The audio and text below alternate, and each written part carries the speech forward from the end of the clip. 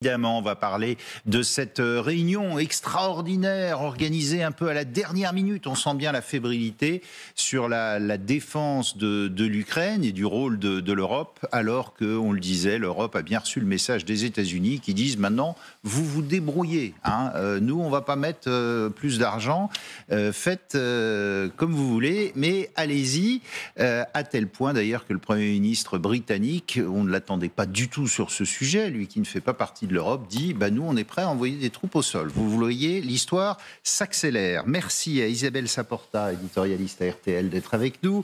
À vos côtés, Dominique Seux, éditorialiste et chroniqueur aux Échos et à France Inter. Bonjour Dominique. Le général Nicolas Richoux nous a rejoint, ancien commandant de la 7e brigade blindée. Bonjour à vous. Et bonjour à Jean-Baptiste Djebari, ancien ministre des Transports. Et vous avez beaucoup de choses à dire également sur le sujet. Voilà pour le programme, le temps de l'info. C'est parti jusqu'à midi.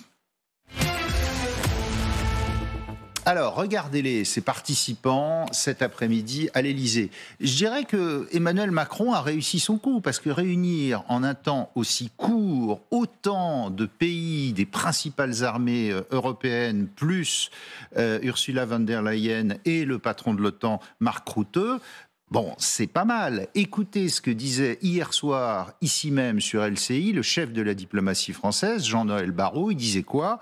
Les Américains vont revoir leur engagement. Maintenant, c'est à nous de nous organiser. Ce qui va changer, c'est qu'à court terme, nous allons devoir garantir que la paix qui sera négociée et trouvée en Ukraine soit durable. Et à court terme, ce qui va se passer, c'est que les États-Unis vont très certainement revoir leur niveau d'engagement, y compris sur le plan géographique, dans l'OTAN. Tout cela, ça va appeler de notre part un vrai réveil, et même un bond en avant, pour prendre ce qui est à nous, c'est-à-dire notre place dans la sécurité du continent européen. Général Nicolas Richoux, on a du mal à se faire à ce nouveau paradigme-là. Tout change. Allez, hop. Les États-Unis, l'OTAN, c'est fini. C'était la doctrine militaire depuis la fin de la Seconde Guerre mondiale. Maintenant, il faut y aller. C'est réaliste pour vous ? Écoutez, c'est fini, on verra. Parce que souvenez-vous quand même que lors du premier mandat de Trump, l'Europe et l'OTAN étaient en état de mort cérébrale, ce qui était la vérité à l'époque. C'était la formule d'Emmanuel Macron. Oui, mais qui était réelle, parce qu'il y avait déjà un problème Trump, il y avait un problème aussi Erdogan, qui refusait de signer les plans de défense de l'OTAN. Donc l'OTAN était paralysée. Ça ne veut pas dire que dans 4 ans, elle sera paralysée. Pour le moment, on a un véritable souci. Et de toute manière, tout ça... On a été pris de court, quand même. Quand vous entendez le vice-président américain à Munich qui nous fait la leçon, et de quelle manière... On ne peut pas être pris de court. Ça fait 6 mois que Trump dit ce qu'il va faire, et en fait, il fait ce qu'il dit. Aujourd'hui, on ne peut pas être surpris par le discours de Trump. Il fait très exactement, il met en œuvre ce pourquoi il a été élu et ce qu'il avait annoncé qu'il ferait. Donc, non, on ne peut pas être surpris. En revanche, il faut prendre acte que c'est quand même la fin du monde d'après Yalta, sur lequel on a vécu jusqu'à présent, et qu'aujourd'hui, ça devient compliqué, qu'il faut effectivement inventer quelque chose de nouveau, et que le soutien des États-Unis n'est pas intangible pour les années à venir. Oui. Vous dites on n'a pas été pris de court. Regardez comment a été organisée la réunion à l'Élysée cet après-midi. On est pris de court, mais on n'aurait pas dû l'être. C'est ça que je veux dire. Isabelle Saporta, qu'est-ce qu'on est ? On a l'impression qu'on est un peu à l'arrache, là. On essaye de s'adapter, qu'on se dit qu'est-ce qui se passe ? Faut y aller, parce que l'armée européenne, c'est pas nouveau. Ça fait 50 ans qu'on en parle. Mais c'est pour ça que tout à l'heure, vous disiez dans votre présentation... Macron s'est bien débrouillé, il a été très rapidement, c'est-à-dire qu'il y avait vraiment le feu au lac, et je rejoins le général, c'est-à-dire que là ça fait quand même des mois que Donald Trump nous dit ce qu'il va faire et qu'on ne fait rien. Ça fait quand même 3 ans désormais quasiment que l'Ukraine est en guerre et que nous sommes en fait censément passés en économie de guerre. Rappelez-vous, c'est ce que nous disait Emmanuel Macron. Il nous disait on va voir ce qu'on va voir, on va enfin investir sur les questions, sur l'armée. Alors je sais que Sébastien Lecornu va nous dire que en fait il a quand même réussi à sanctuariser son budget. Oui, mais on devrait y être en fait. Non mais attendez, économie de guerre, c'est Renault qui fabrique des chars. Non mais on n'en est pas là.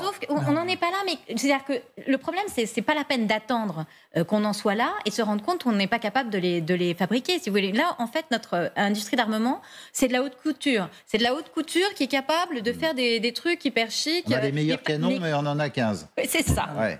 Bon. Non mais je suis pas tout à fait d'accord avec Isabelle. La responsabilité. Non mais on a un peu envie au bas notre coulpe. L'Europe est une catastrophe. On n'a pas fait le job, etc., etc. Le problème, ce week-end, c'est Donald Trump et J.D. Vance. Ils ont fait 3 choses. Ils disent nous avons des relations amicales avec Vladimir Poutine. C'est quand même inouï. C'est-à-dire qu'en gros, ils préfèrent Vladimir Poutine aux alliés européens. Première chose. Deuxième chose. On nous explique à Washington que les négociations auront lieu sans l'Europe sur l'Ukraine. Je rappelle que l'Ukraine est à 1103 km de la frontière de Strasbourg. Oui. Donc c'est pas si loin que ça. On vous dit ça nous d'un concerne. ton très naturel. Absolument. Et troisièmement, on nous fait un grand discours sur les valeurs européennes, les valeurs que l'Europe a oubliées. Alors, on a immédiatement vu en Europe la question est-ce qu'ils ont raison? J'ai même entendu certains dire oui, c'est une masterclass que J.D. Vance adresse à l'Europe. En réalité, il dit n'importe quoi. C'est-à-dire, c'est quand même les Américains nous donnent des leçons sur les valeurs, la démocratie. C'est la Maison-Blanche qui interdit à une agence internationale, AP, d'avoir un correspondant dans le bureau ovale. Ce sont les Américains qui ont enlevé du site internet de la Maison-Blanche toutes les pages de référence climat. Attendez, donc on est quand même naïf. Attention à ne pas inverser les choses. Alors vous avez raison. Surtout Dominique Seux, mais alors dans ces cas-là, pourquoi l'Europe n'est pas à la table? Comment se fait-il que nous acceptions cette vassalité? Alors, on écoute J.D. Vance. On ne va pas accepter cette facilité. Et Jean-Baptiste Djebbari. Allons-y, le vice-président américain qui n'a pas manqué d'étonner. Vous étiez tous là pour évoquer les augmentations de dépenses militaires en vertu de certains objectifs. C'est une très bonne chose car le président Trump a dit à plusieurs reprises qu'il croit que nos amis européens doivent jouer un rôle plus important à l'avenir pour la défense de leur continent. Vous avez entendu ce terme de partage de la charge. Nous sommes dans une alliance partagée et pour cela l'Europe doit faire davantage. Que les Américains puissent se concentrer sur d'autres zones du monde qui sont une menace. Voilà, ça encore c'est poli, parce qu'il nous a fait la leçon sur la démocratie. Jean-Baptiste Djebbari. Il y a eu pire dans son discours, en tout cas plus agressif à l'égard de l'Europe. Non, moi je pense que on est finalement la rhétorique du retour de la puissance européenne, elle existe depuis 2017. C'est les sujets de défense européenne, d'Europe. Et on en parle depuis l'après-guerre. 1954, communauté européenne de défense. On passe un peu de la théorie aux travaux pratiques. Et c'est, quand on regarde un peu lucidement le rapport de force que l'Europe peut entretenir à l'égard de ses alliés et de ses adversaires, fondamentalement, c'est articulé autour de trois sujets. Les alliances, et on voit bien que là, il y a un vrai sujet avec l'OTAN, et on voit bien qu'à l'intérieur de l'Europe, il y a un vrai sujet de fragmentation, parce qu'il y a beaucoup de pays européens qui sont évidemment sous l'ombrelle otanienne, et le général pourra en dire un mot. Et puis il y a le sujet des intérêts et des valeurs. Alors les intérêts et les valeurs, on voit à peu près ce qu'on défend, la démocratie, l'intangibilité des frontières. Dominique se rappelait à quel point l'Ukraine est proche de la France et de l'Europe. Le sujet pour les Européens cet après-midi et au-delà, c'est qu'il y a une différence entre le vouloir et le pouvoir. Et on voit bien que l'Europe veut se doter d'une souveraineté, y compris militaire, plus importante. Mais le peut-elle? Et c'est ça le sujet. Et y compris en interne de notre pays, on parlera peut-être de politique intérieure tout à l'heure, on a quand même un gouvernement très fragile, un parlement très largement... Parce qu'il va falloir augmenter le budget de l'armée, évidemment. 2,1, 2,3% du PIB, il faut aller beaucoup plus loin. Au sol, y compris sur des sujets d'opération de maintien de la paix, il y a peut-être aussi un sujet d'aller devant le Parlement pour au moins l'informer. On voit bien que le sujet n'est pas du tout simple politiquement. Donc je pense que l'Europe, de ce point de vue-là, aujourd'hui, elle est vraiment à la croisée des chemins. Soit elle se dote ça fait 50 ans qu'elle est à la croisée des chemins, pardonnez-moi, mais là, on sent une fébrilité complète. Ça devient un peu existentiel. Vous avez vu ce qu'a dit Keir Starmer, le Premier ministre britannique. On ne l'attendait franchement pas là-dessus. Lui qui n'est pas membre de l'Union européenne, regardez ce qu'il dit. Il dit maintenant, faut plus que y aller. Il faut envoyer, on va voir les citations de Télégraphe d'hier, le Royaume-Uni est prêt à jouer un rôle de premier plan dans l'accélération des travaux sur les garanties de sécurité pour l'Ukraine, et ça va plus loin, il est prêt à envoyer des troupes au sol. Pour maintenir la paix si pour maintenir la paix au sol. Mais on vous aurait dit il y a un an, les Anglais sont prêts à envoyer des troupes au sol, vous auriez rigolé, vous auriez dit c'est pas possible. Oui, mais la première chose, c'est d'obtenir que l'Europe, d'exiger que l'Europe soit à la table des négociations, que ça ne se passe pas comme entre 1945 et 1989, c'est-à-dire des relations uniquement Alors ça bilatérales. n'en prend pas le chemin, hein, franchement. Non, ça n'en prend pas le chemin, mais l'histoire n'est pas finie. L'histoire n'est pas finie. Est-ce qu'on peut envoyer, nous, Européens, un nombre de troupes au sol suffisant, et pourquoi faire, Général Richoud? Alors, Monsieur Zelensky dit 200 000 hommes. 200 000 hommes sur 1200 km de front, c'est pas trop exagéré. Or, c'est absolument impossible. Voilà, c'est simple. Bon, je réponds immédiatement. Ça, c'est un problème d'arithmétique et d'état-major. Stratégiquement, militairement. Mais militairement, non, c'est de l'arithmétique pure. Je vais vous donner un exemple. Même avec toutes les armées européennes additionnées. 200 000 hommes. 200 000 hommes, l'armée française. Tout compris, avec les services, avec tout le monde, le service de santé, les mécanos, etc. 200 000. La posture opérationnelle permanente de l'armée française, c'est 30 000 hommes. C'est-à-dire qu'on a 30 000 hommes qui sont avec Sentinelle dans les territoires extérieurs, dans nos opérations, malgré les réductions, toujours pris 30 000. Ça veut dire 30 000 qui y sont, 30 000 qui se préparent à partir et 30 000 qui reviennent et qui se remettent à l'entraînement. Ça veut dire 90 000 hommes sur 200 000 qui sont mobilisés en permanence. Là-dessus, où est-ce que vous allez trouver... Alors, on est là une des plus grosses armées d'Europe, quand même. Non, mais d'accord, voilà. Mais vous rajoutez les Anglais, les Allemands, les Espagnols, les Italiens, les Polonais... mais avec ce qu'on fait, là, nous, on a... la force terrestre, c'est 77 000 hommes. 77 000 mais vous parlez de la France, mais c'est toute l'Europe s'y met. Parce qu'on est le modèle. Aujourd'hui, les Anglais, ils sont dehors. On reste le modèle au point de vue capacitaire, parce qu'on est capable d'à peu près tout faire, et on reste une des plus grosses armées, si vous excluez ce que fait actuellement l'armée polonaise. Voilà, donc on reste le modèle, et moi je vous dis, actuellement, si on envoie des troupes, on n'enverra jamais on pourra jamais mettre plus de 3 à 5 000 hommes. Après, on est au taquet. Moi, quand je commandais ma brigade, j'avais des gens qui partaient 300 jours par an. Est-ce que vous imaginez? J'ai des gens qui sont revenus, moi, du Mali, 4 mois avec des blessés, des trucs lourds, 15 jours de vacances, 2 mois sentinelle à Paris. Voilà, c'était ça la vie de mes soldats. Donc vous ne pouvez pas tenir comme ça dans la durée, c'est impossible. Mais alors, pardonnez-moi, le rôle de l'armée française, c'est quand même de répondre à un besoin. Mais écoutez, l'armée française, elle est ce que la nation en a fait depuis 40 ans. Ouais. C'était tout. Je veux dire, quand on n'a pas dépensé, on a fait d'autres choix, dépenses sociales, etc. etc.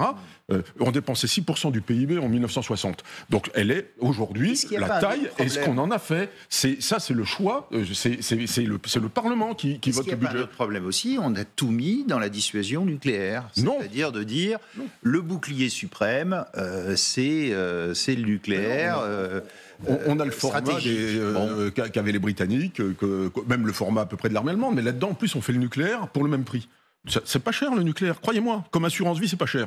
Et avec en plus les Américains qui se barrent, les Anglais qui dépendent de leur clé nucléaire dépendent des Américains, on est la seule puissance indépendante nucléaire. J'ai quand même l'impression qu'on prend le problème à l'envers. Pardon, si on commence à dire aux Américains, écoutez, soyez gentils, on est prêt à mettre des troupes en Ukraine, et voilà, on est prêt à en mettre combien. Le sujet, c'est être à la table des négociations, parce que nos intérêts vitaux sont concernés. Oui. On ne va pas commencer à dealer avec les Américains pour qu'ils acceptent qu'on soit à la table de négociation, leur dire « soyez gentils, nous on est prêts à mettre des troupes ».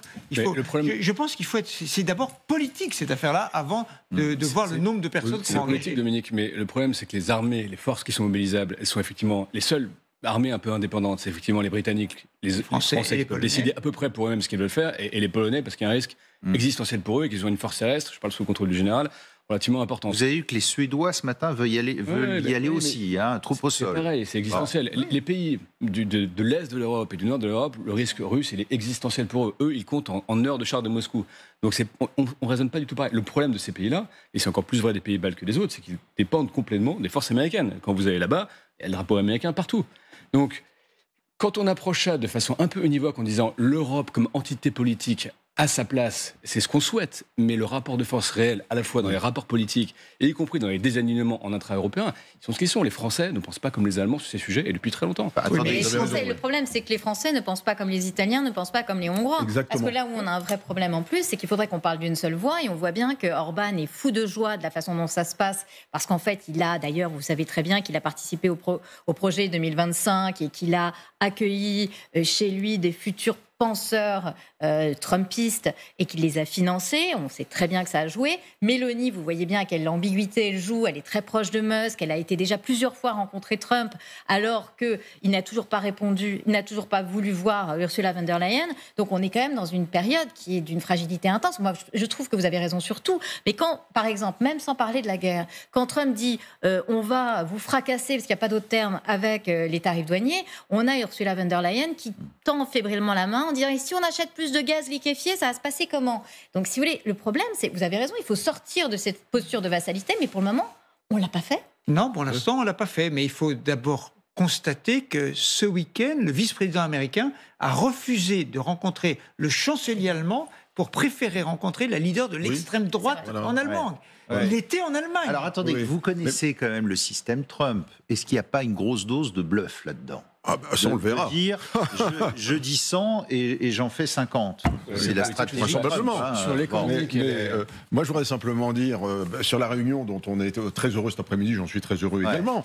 Macron a réussi son coup quand même, là, aussi vite. Il a réussi son coup, mais regardez. On verra Alors, vous avez le verre à moitié plein. Déjà, vous avez 6 nations européennes de l'UE sur 27 qui sont présentes. C'est ça l'unité européenne. 6. Oui, mais les plus gros. Non, mais plus. Non, c'est normal, c'est la réunion format Weimar.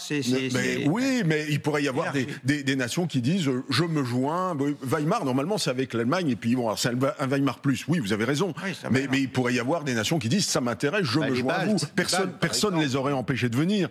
Or, nous avons 6 nations sur 27, moins d'un quart des nations européennes qui sont présentes à la réunion. Et là, je suis tout à fait d'accord avec vous. Aujourd'hui, il n'y a pas d'unité politique.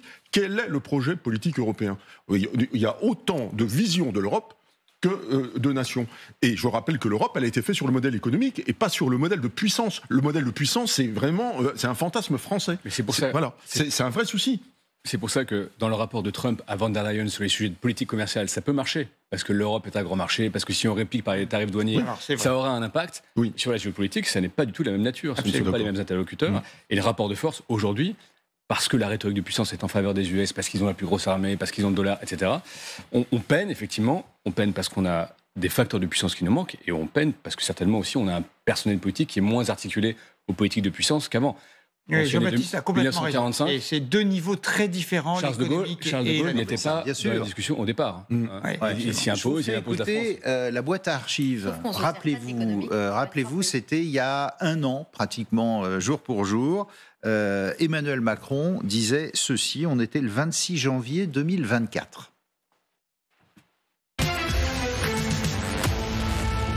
Il n'y a pas de consensus aujourd'hui pour envoyer de manière officielle, assumée et endossée des troupes au sol, mais en dynamique, rien ne doit être exclu. Nous ferons tout ce qu'il faut pour que la Russie ne puisse pas gagner cette guerre. Bon, rappelez-vous le tollé à la suite de ces déclarations il y a un an. Tout le monde disait, il est fou, envoyer des troupes françaises au sol, où est-ce qu'on va? On met le doigt dans l'engrenage, c'est épouvantable. Là, on a l'impression qu'on y est. Ah non, mais Damien, c'est pas la même chose. Là, il parlait de troupes pour aller se battre éventuellement. Là, on n'est pas du tout dans le même sujet. Là, c'est pour garantir un éventuel accord de paix, d'armistice. Bon, on n'est pas tout à fait dans le même état d'esprit. Il était dans cet esprit-là aussi. Ça pouvait être des troupes qui garantissaient un cessez-le-feu. C'était d'abord des troupes beaucoup plus de soutien pour faire la formation sur le sol européen. Il n'a jamais été question de se battre à l'époque. On était vraiment... c'était des troupes qui étaient en soutien sur le territoire ukrainien, et de faire sur le territoire ukrainien ce qu'elles faisaient en fait sur le territoire roumain ou en France en les aidant sur le plan de la formation. Voilà, donc c'est quand même très différent. Et c'est vrai qu'envoyer des troupes en force de peacekeeping, de maintien de la paix, c'est pas du tout la même logique. Là, on aurait pu passer pour des co-belligérants il y a un an. Là, ça sera pas du tout la même chose. Il faudrait qu'il y ait un mandat de l'ONU et puis que voilà. Et vous le voyez comment ce cessez-le-feu? Parce que je vous fais écouter Donald Trump. Donald Trump, vous le disiez, pour lui, on y est déjà. Il va rencontrer Poutine dans les jours à venir. Allons-y. Quand avez-vous prévu de rencontrer Poutine en Arabie Saoudite? Aucune date n'a été fixée, mais cela pourrait être très bientôt. Ce mois-ci? Eh bien, ce sera bientôt. Nous verrons ce qu'il en est. Je pense qu'il veut arrêter de se battre. Ils ont une grande et puissante machine, vous comprenez? Ils ont vaincu Hitler et Napoléon. Vous savez, ils se battent depuis longtemps. Ils l'ont déjà fait. Mais je pense qu'il aimerait arrêter de se battre. Voilà, incroyable. Sans compter sa petite phrase qui a fait très plaisir évidemment aux Ukrainiens, qui dit quoi ? Il pourrait être russe. Oui, c'est possible, les Ukrainiens pourraient être russes ou pas. Hein, bon, voilà, on en est là. Vous vous rendez compte ? Le changement. Ce que je trouve assez extraordinaire, c'est que Donald Trump, qui finalement se couche devant les Russes, donne l'aspect, au fond, d'être quelqu'un de fort et qui tient le rapport de force, alors que finalement, les démocrates l'avaient beaucoup plus tenu qu'il ne le tient. Maintenant, ce que je trouve absolument ahurissant dans ce moment-là, c'est qu'effectivement, vous aviez raison tout à l'heure tous les deux en disant on est une puissance économique énorme. On a 450 millions quand même de possibles consommateurs, je parle sous votre contrôle. Et on se retrouve avec Trump qui dit, voilà en fait, la puissance économique va donner là sur la puissance politique et nous, non. Nous, on a cette puissance économique, on pourrait au moins se dire, bon, écoutez, puisque c'est comme ça, c'est sur notre territoire, ne serait-ce que pour les terres rares. Si on était juste cynique et qu'on se disait, voilà, l'Ukraine regorge de terres rares, vous savez quoi, il est hors de question que ce soit la Russie et les États-Unis qui mettent la main basse dessus, ne serait-ce que par intérêt, ne serait-ce que par cynisme, mais même ça, on n'est pas capable. On a l'impression d'assister, depuis là où on est, au partage de l'Europe, avec à nouveau, enfin même pas une guerre froide, puisque maintenant il y a quand même la Chine aussi, avec 3 continents qui comptent, la Chine, l'Amérique et la Russie, et nous qui sommes absents sur notre propre continent. Allez dire à l'opinion française, on va faire une armée européenne. Quelles vont être les réactions Alors, ce qui est sûr, c'est que l'opinion française n'est pas extrêmement favorable, on l'a vu dès 2005, à plus d'intégration européenne. Déjà. Les souverainistes en France sont radicalement contre tout partage sur la défense. Oui. Donc on a une opinion européenne, opinion française notamment, qui est pas complètement emballée sur l'idée de faire plus d'Europe. By the way, aujourd'hui, alors que nous allons, tout le monde entier va avoir les yeux braqués sur le bilan du premier mois assez cauchemardesque de Donald Trump, nous allons discuter de quoi toute la semaine en France ? De la réforme des retraites. Oui. Chacun est dans l'histoire avec un grand H au niveau où il le souhaite. Mais Dominique, le problème que je trouve on a en Europe, c'est que dans les relations internationales, ce qui prévaut en général, c'est le rapport de force et pas l'argumentation.